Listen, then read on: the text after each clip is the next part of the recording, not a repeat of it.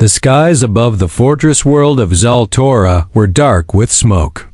Once a shining jewel of the Yezari Empire, it was now a battlefield. Laser bolts split the sky. Giant walkers crushed the blackened soil. And in the throne tower, the queen watched it all, silent, cold, untouched. Queen Velzara of the Yuzuri Empire was feared across 9 galaxies. Her skin was pale silver, her eyes glowing violet. Her words commanded entire fleets. She had never smiled. She had never wept. And though many had tried, she had never known what others called pleasure. Not from touch, not from music, not from victory. Nothing ever moved her. She had been created for war, engineered by her ancestors to rule, to conquer, to dominate. The Yezari needed no softness. They considered emotions weaknesses. She agreed. So when the human warship crashed through her planet's defenses, she felt no fear, just a quiet interest. Another bug to squash. Another species that thought they were brave, but this one was different. He wasn't a commander. He wasn't part of a fleet. He wasn't even supposed to survive the landing. And yet, reports kept coming to her throne. Her general said the human had destroyed 2 drones using only scraps. He had killed one of her elite guards with a stolen staff. He had vanished into the city's underbelly and kept reappearing, causing chaos, freeing prisoners, even stealing energy cores. Alone, Velzara stood on her tower, staring out at the smoke, and narrowed her glowing eyes. One man, one human, causing all this. That was curious. She turned and whispered to her chief hunter, "Bring him to me, alive." The hunter bowed low. "He is hiding, in the dead zones, with the exiles." Velzara's voice was quiet, but the threat in it was clear. "You misunderstand me. I said, bring him." The hunter did not return. Hours passed. Then a day, Velzara remained in her throne room, still, unmoving, a statue in living armor. She had no need for food, no need for sleep. She waited. Then footsteps. The doors opened, and 2 guards marched in. They were dragging someone. Someone bloodied, scorched, but still walking on his own. His hair was messy. His face bruised. But his eyes, they burned with defiance. The human Velzara watched him. He looked straight back. "You're smaller than I expected," she said. He smirked. "You're taller than I hoped." Her guards moved to hit him, but she raised a hand. "No, let him speak." The room fell silent. Everyone watched. The human wiped blood from his lip. "You know what your problem is?" She raised a brow. "You think you've won, but you haven't." Velzara stepped forward, her boots echoing on the metal floor. "You are alone, wounded, and surrounded by my army. What do you know of victory?" He didn't flinch. "I know you've never felt anything real in your entire life." The room froze. Velzara's voice dropped to a whisper. "You dare say that to your queen?" "I say it because it's true." His tone was steady. "You feel nothing. Your people worship silence and coldness, but life isn't made to be silent. Or cold." She stepped closer. "And you believe you can show me something different?" He met her gaze. "I already have. Or else you wouldn't have brought me here." There was a strange stillness in the air. Her guards didn't move. Her generals didn't speak. For the first time in decades, Velzara felt something unfamiliar stir inside her chest. It was small, faint, but it was there. A flicker. She hated it, and yet, she didn't give the order to kill him. Instead, she turned her back and said, "Put him in the starsel, feed him, heal him. I'll question him again, later." The human smiled faintly as they dragged him away. Not in victory, but in understanding. He had seen something in her. And for the first time in 300 years. Something inside the queen had cracked. She stood alone in her chamber as the night deepened. staring out at the distant lights of the stars. She did not know his name. She did not know why he burned in her memory. But one thing was certain, this human was not like the others. And for the first time, she wanted to understand why the star soul was buried deep beneath the throne towers. No sound escaped it, no light reached it.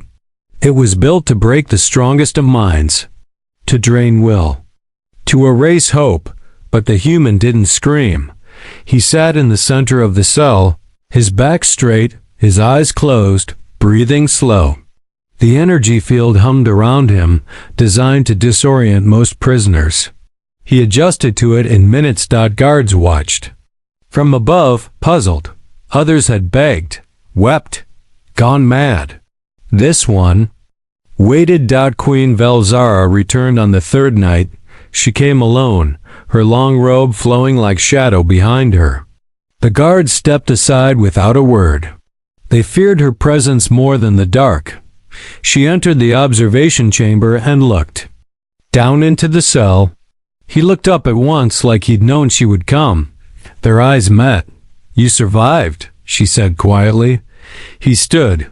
"I've had worse." She tilted her head. "Your people, are they coming?" He gave no answer. "I could destroy your planet, you know," she added. He raised an eyebrow. "You won't. Why not?" He smirked. "Because you brought me here to ask questions, not to destroy me. Not yet." Velzara said nothing. He stepped closer to the field between them.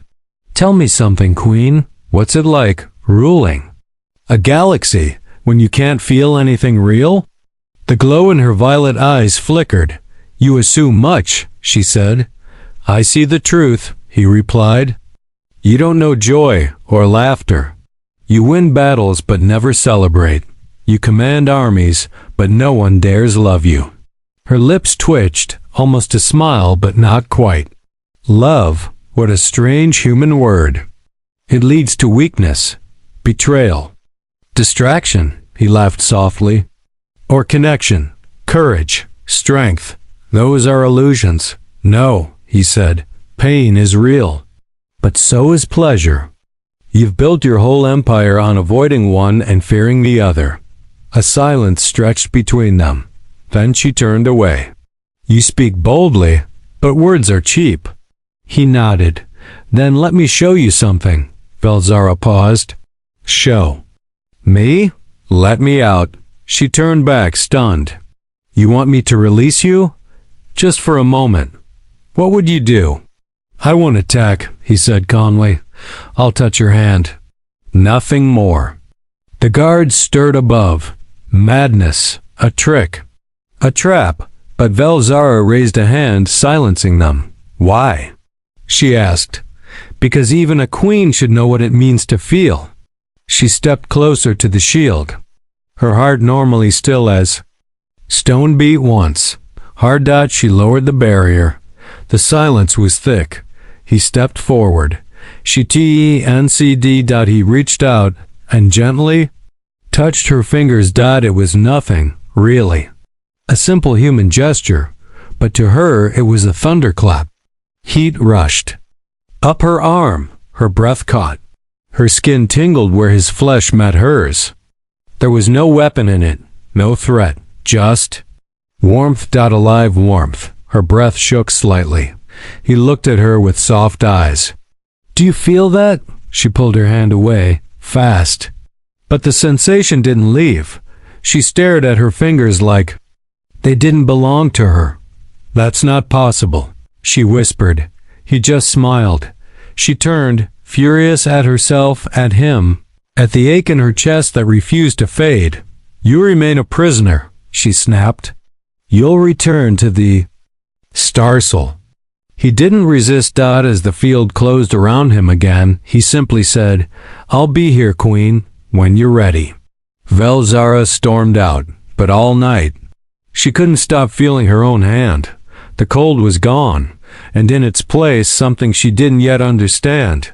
Not weakness, not pain. New. Queen Velzara sat alone in her private chamber, a place so silent it could shatter thought. She had sat here countless times before, calm, unfeeling, untouchable. But this time, something was wrong. She kept staring at her hand. No pain. Number. Scar. No mark. And yet, she felt it. His warmth hadn't left. It haunted her skin like a phantom flame. A trace of him. A human. A stranger. She should have had him executed. That was the tradition. But tradition suddenly felt empty. Velzara rose and walked to the wall of memories, an enormous screen that pulsed with ancient visions from her bloodline. Emperors, war, victory, pride. But not one face among them smiled. Not one seemed alive for the first time. She wondered if this was truly greatness, or just loneliness given a throne. Hours later, deep in the starsel, the human sat awake. He knew she would come. He had seen it in her eyes. The crack in her armor. The way her breath caught. The way her hand trembled after the touch. And she did come. But this time, she didn't bring guards. No armor. No crown. She wore a thin black robe, light and flowing like smoke. Her eyes glowed. Dimmer than usual. He stood when she entered. I shouldn't be here, she said. And yet you are, he replied gently. She looked at him for a long time. You're not like the others. Neither are you. She stepped closer. Why do you care? Because I've seen empires fall, he said. I've seen warriors cry. I've seen prisoners laugh. Feelings are not a weakness. They're what make us alive. No one touches the queen, she whispered. Not in my culture. Not even during mating seasons, he smiled softly. You've been feared by all, but not loved by any. Isn't that right? She flinched. He stepped toward her, but did not touch her this time. I'm not here to hurt you, Velzara. I'm here because I think you don't know what it means to be seen. She turned her back, pacing. I was made to rule. They engineered me to win wars, crush rebellion, control fleets. Emotions were stripped away generation by generation. We evolved beyond them. Or below them, he murmured. She stopped. What is it you want from me, human? He paused, then said, to help you feel again. Velzara stared at him. And what if I do not wish to? Then you would not be here. A long silence followed. She approached him again, slowly. This time, she reached out first. Her fingers touched his chest, right over his heart. She felt the beat. Steady, strong, alive, strange, she whispered. What? It calms me. His hand gently touched hers. That's what connection feels like. She didn't pull away. I don't know what this is, she admitted. You don't have to, he said. Just let it be. They stood that way for several seconds silent, not in fear or command, but in understanding. Then, the walls trembled. An alarm shrieked through the lower decks. Lights flashed red. The cell door locked with a slam. What is that? He asked. She turned sharply, voice sharp again. A breach. Someone's trying to take the throne tower. Who would dare? She narrowed her eyes. The Imperial Council. They must think I'm compromised, he frowned. Because of me? Because I'm changing, she said softly. Soldiers barked orders above. Explosions rocked the ceiling. Velzara looked at the human. You said you wanted to help me feel, then help me survive. He nodded without hesitation. She dropped the energy field. Follow me. They ran through the corridors. Metal groaned. Guards fired at unseen attackers. Some fell, some screamed. But Velzara moved like wind, her robes cutting through smoke. He followed closely, noting how her movements had shifted. Less rigid, more alive. They reached her command chamber. The doors were half blown open. Blood on the floor. A body slumped near the throne. The Queen's elite generals stood there, weapons drawn. They didn't bow. You've changed, one of them growled. You let the human live. Velzara stepped forward. Do you wish to challenge your queen? The general raised his rifle. You are no longer fit to rule. The human stepped in front of her before she could react. A single moment. A human protecting an alien queen. Something ancient broke inside her, and in her next move, Velzara did something no Yozari queen had ever done. She fought not to defend her crown, but to protect the man who helped her feel. Velzara moved faster than thought. In one elegant, lethal motion, she grabbed the edge of her broken throne and snapped a shard of its alloy frame free. Spinning, she flung it like a blade. It struck the general's rifle, slicing it in two. Before the others could react, she was already on them. No armor, no weapons, just raw fury and perfect form. The human had never seen anything like it. Velzara moved like water, yet struck like fire. She ducked, weaved, and countered each attack with precision. Her fingers found pressure points her own people had forgotten. In seconds, 3 of the generals were down, groaning, disarmed. But the 4th, the oldest and most loyal to the Empire's ancient laws, snarled and raised a hidden plasma dagger. Aiming straight for her back, the human didn't think. He lunged. The blade caught him in the side.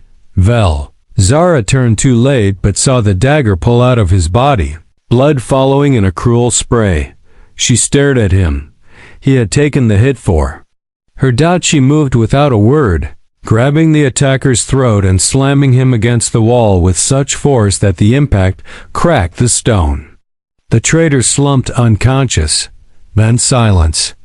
Only the sound of the human groaning in pain.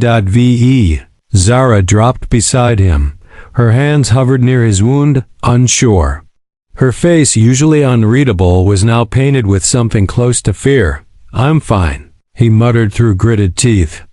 Just a scratch. She looked at the blood on her fingers. You're lying. Of course, he said with a weak grin. That's what humans do when we care about someone.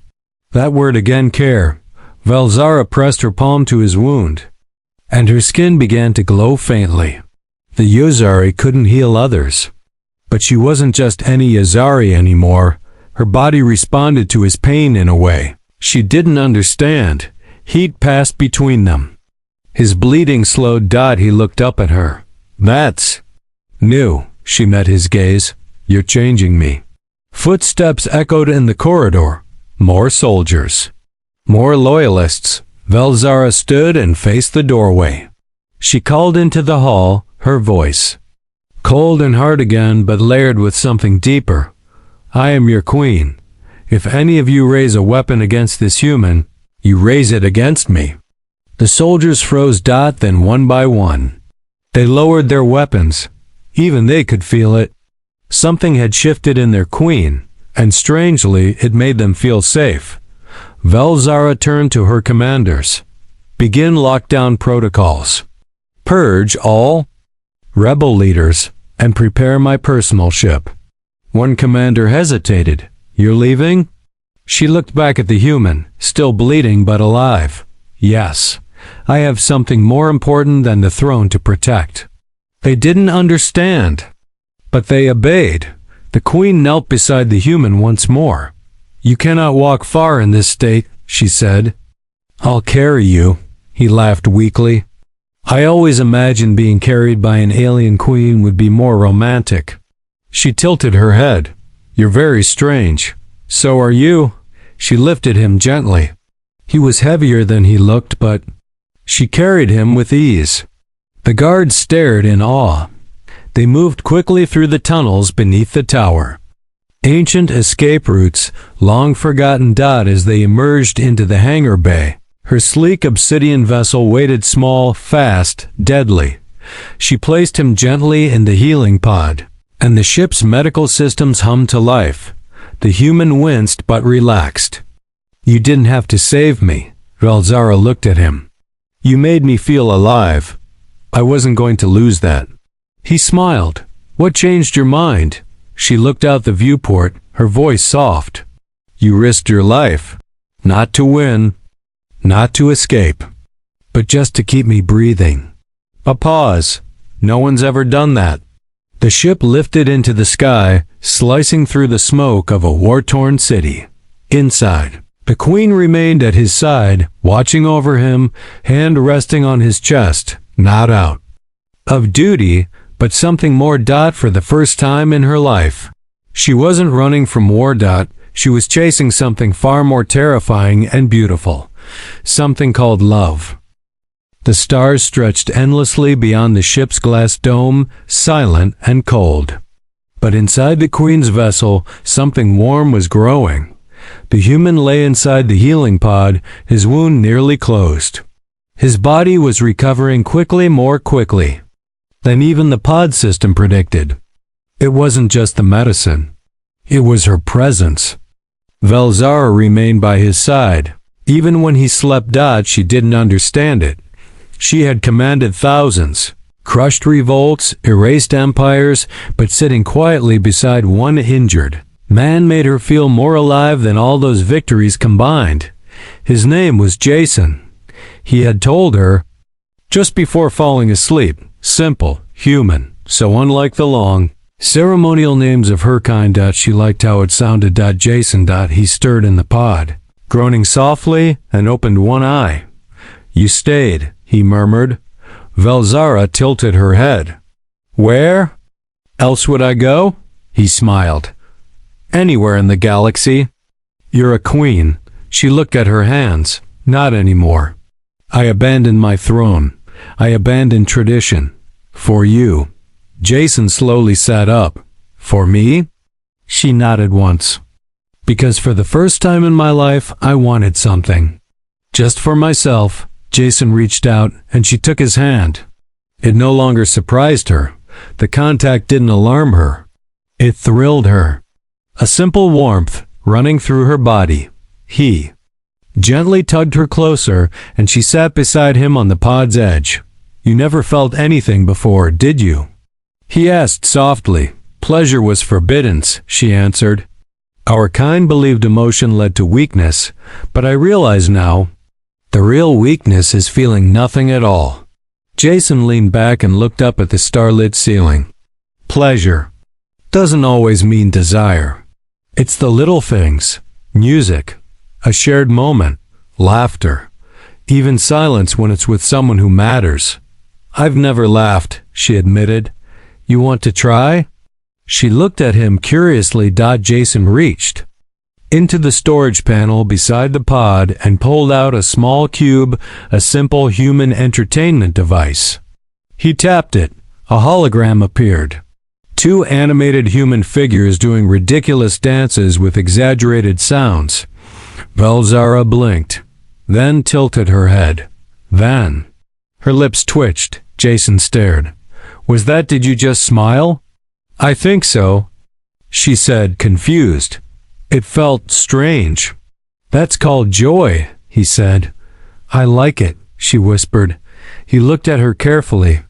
How do you feel now? She glanced at their joined hands, then at the stars. Like I don't want to. Return to who I was.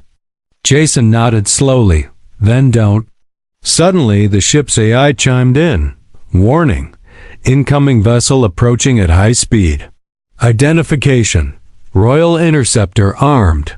Velzara stood immediately. They found us. Jason struggled to stand, but she stopped him. Rest. I'll handle it. She walked to the command panel, her royal aura returning. But now, it was different. No longer cold. No longer distant. The ship screen flashed. A female Yazari appeared, short hair. Hard gaze. Battle armor. She bowed only slightly. Velzara, she said. Or should I say, traitor. Velzara narrowed her eyes. You follow orders from a council that tried to kill me. You left your throne. You protected a human. And now you flee with him like some primitive animal. Velzara's voice was low and dangerous. Speak again, and I will show you how primitive I can be, the woman sneered. Surrender him, and we'll consider letting you live. Just return and explain yourself." Jason appeared beside her, wincing but standing. "She won't go back," he said, "and I'm not leaving her." The screen flickered. "Then you've chosen death."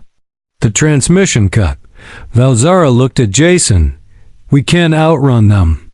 "But we don't have to. You have weapons?" She smiled. "I designed this ship myself." He raised a brow. "How destructive?" Her smile widened. "Enough." The battle began in seconds. The interceptor fired first plasma torpedoes screaming through space. Zara moved like a symphony, her hands dancing across the controls. Jason limped to the secondary console, reading enemy movement. They fought. Together. One torpedo missed by inches. Jason laughed. "That close enough for you?" "I'm trying to impress you," she teased. He laughed harder. She smiled again. They blasted the enemy ship's wing. It spiraled. Crashed into a moon fragment. Gone. Silence. Then the ship's AI said, "Enemy destroyed. No further threats detected." Jason leaned back. Now that was impressive. Velzara turned to him. And kissed him. It was soft, brief. And when she pulled back, she looked like she didn't fully understand why she did it. But Jason's eyes said everything. "You felt that?" He whispered. She nodded. "For the first time, I truly did." Jason slept for nearly 12 hours after the battle. His body needed rest, but Velzara stayed awake beside him the entire time. She didn't close her eyes once. Not because she was afraid, but because she wanted to watch him breathe. She had never done that for anyone, not even for herself. When he finally woke, the ship had already changed course. Jason blinked. "Where are we going?" "Somewhere the Empire can't reach," Velzara said softly. "A hidden planet. My mother told me about it before she died. It's called Elindra. The Yaizari erased it from star charts after the ancient civil war." Jason smiled. "A forgotten world?" Velzara nodded. "And maybe a place where we can begin again." When the ship entered Elindra's orbit, Jason stepped to the window and his eyes widened. The planet below was like something out of a dream. Lush green oceans, towering silver trees and massive blue flowers that glowed even from space. Strange. Flying creatures danced between mountain-sized plants. Jason turned to her. "This place is alive." Velzara watched it too, quietly. "It's untouched, pure. I wanted to see beauty once in my life without war. Now I want to share it with you." They landed near a crystal lake. Birds unlike any Jason had seen soared through violet skies. The air shimmered with soft energy. It was warm, peaceful, healing. They stepped out together, for the first time not as queen and prisoner, but simply as two beings, lost and found. Velzara walked barefoot through the tall grass. She laughed an awkward, surprised sound that made Jason freeze. He turned to her slowly. "Was that?" She blinked. "It escaped me. I didn't mean to." He smiled. "Do it again." She looked confused, then giggled just once. Jason laughed too. "Now you're learning." They built a small shelter together under a tree whose leaves hummed softly with the wind. They gathered fruit that shimmered like starlight and tasted of sugar and spice. 3 days there was no mention of war. No mention of thrones, betrayal, or duty. Just silence. And the slow rhythm of learning what it meant to live. Velzara told him about her childhood, how her tutors were machines, how her first words were orders, and how she was punished for crying when her pet was taken away. She had never spoken. Those memories aloud before. Jason listened. And when she paused, he gently touched her hand and told her how his mother used to sing to him when he had nightmares. That night, they lay together beneath the alien sky, and for the first time, Velzara didn't feel alone inside her own skin. But peace never lasted long for people like them. On the fourth morning, The sky above Elindra cracked. 3 Yazari warships exited hyperspace and hovered like shadows over paradise. Velzara stood immediately. Jason knew what it meant. They found us? He said, voice tight. I don't understand how, she whispered. The location is cloaked. The signals here are impossible to trace. Then a voice echoed from above, booming, mechanical, merciless. Velzara of the Fallen Crown, surrender the human and return for trial. Your crimes will be cleansed with your memory. You have 1 hour. Jason looked at her. They're going to erase you. Everything I am, she said, her voice shaking. Everything you gave me, gone. Jason touched her cheek. Then we don't let them take you. She pulled away, pacing. I could hide. You could surrender and survive. He grabbed her hand. Don't finish that sentence. She turned, eyes burning. Jason, if they get me, then we fight. She stared at him. You die for me? She whispered. No, he said. I'll live for you, but only if you fight beside me. Her breath caught.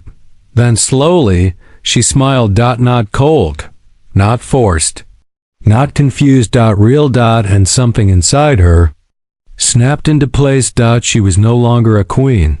She was no longer a tool of the Empire. She was something far rarer. Alive. She activated the ship's defenses. Cloaked drones rose from the lake like silent sentries. Her armor unfolded from a hidden panel, but this time it reshaped itself with a new symbol, not the crest of the Yazari Empire, but a flame, his flame. She turned to Jason, who was holding a pulse rifle, grinning. Nice armor. You like it? She asked. He winked. You're glowing. She didn't reply. She didn't have to, because as the first enemy pod dropped toward the ground, they both stepped forward, side by side, ready to defend the paradise they had claimed as their own. This time, not just for survival, but for love. The first dropship hit the soil with a deafening thud. Smoke billowed. The trees of Elindra trembled as armored Yazari soldiers stepped out in perfect formation, their weapons gleaming in the alien sunlight. Velzara and Jason stood before them. Not hiding, not afraid. She wore no crown, yet her presence was stronger than it had ever been. Jason, beside her, was not just a human, he was the man who had changed the galaxy's most untouchable queen. And now together, they stood to protect the life they had found. Final warning, the loudspeaker roared. Surrender the human, or we will sterilize the surface. Jason whispered, we can't win a war against 3 warships. We don't need to win a war, Velzara said. We just need to show them something greater than fear. She stepped forward. The soldiers aimed. Jason tensed, but Velzara raised both hands, palms open, unarmed, and her voice rang out across the valley. I am Velzara, born of war, shaped by silence. You were taught to fear weakness. I was too. But what you see now is not weakness. It is strength. A strength born not from domination but from connection. A murmur rippled through the enemy ranks. Confusion. She pointed to Jason. This human showed me what we were never allowed to know. He gave me laughter, warmth, purpose. I won't give him up. Not because I must keep him. She turned to Jason, her eyes soft. But because I choose to. Jason stepped forward beside her. You've been told that emotion is dangerous. That love makes you weak. But look at your queen. She has never been more powerful. Then Velzara activated a neural beacon from her belt. It pulsed once bright and golden. Not a weapon, but a signal. The drones hidden across Elindra activated. But instead of attacking, they rose high and projected an image into the sky. It showed Velzara's memories, her lonely throne, her cold victories, her pain hidden behind glowing violet eyes. Then it showed Jason, touching her hand, making her laugh, protecting her. Every soldier saw it. A queen, smiling, Not because she had conquered, but because she had been touched. And for many of those soldiers something shifted. Some of them lowered their weapons. The loudspeaker crackled again. The voice was less sure now. "You betray your people." Velzara shouted back, "I'm showing them a better way." A blast rang out. A rogue officer still loyal to the Empire's old ways fired from the ridge above. Jason saw it before. She did. He moved. Again. The shot hit him square in the chest. Velzara screamed. Jason fell. The valley held its breath. She dropped to her knees beside him, cradling his head, her hands trembling. "Why?" she whispered, choking. "Why do you always do this?" he coughed, smiling through the pain. "Because I'd do it all again. For you." She pressed her forehead to his. "Don't go, please. Don't leave me." Tears, real tears, fell from her silver eyes for the first time in her life. They hid Jason's face, warm and shining. Then his hand went still. Light in his eyes faded. Velzara screamed, a sound that shattered the sky. Pulse of pure energy exploded from her body. The soldiers staggered. The grass bent. Even the sky flickered, and from her chest, something bloomed, light, wild and free. It wasn't just grief. It was evolution. Velzara had changed again, not into a weapon, but into something entirely new. She stood, slowly, eyes glowing not with rage but with love. Love so powerful it pulsed through the air like thunder. Soldiers dropped to their knees. Not in fear, in awe. The Empire had never witnessed such a thing. One soldier removed his helmet. Then another. Velzara looked across them, voice steady. "If you want a future ruled by pain and silence, pull the trigger now. But if you want to feel again, come with me." No one moved. Then one by one they laid down their weapons. The remaining warships hovered in place. Then turned. They left. Velzara knelt beside Jason again. She kissed his forehead. "I love you," she whispered. The soil beneath them pulsed. Alindra, this living planet, responded to her sorrow. The roots around them glowed softly. And then something impossible happened. The energy she had released, the same warmth he once gave her, moved into him. Jason's chest rose. He gasped. Velzara blinked in shock. He looked up at her, groggy. "Did we win?" She burst into laughter and tears at once. "Yes," she said. "We won everything." They stayed on Eliandra. Others came, over time. Soldiers, outcasts, wanderers. All seeking something more than survival, something real. And they found it, because the queen who had never felt pleasure now ruled with joy. And the human who had once been her prisoner ruled beside her, heart beating strong. Together they built something greater than a throne. They built a new way to live. And for the first time in all the stars, the galaxy was watching, not out of fear, but out of hope.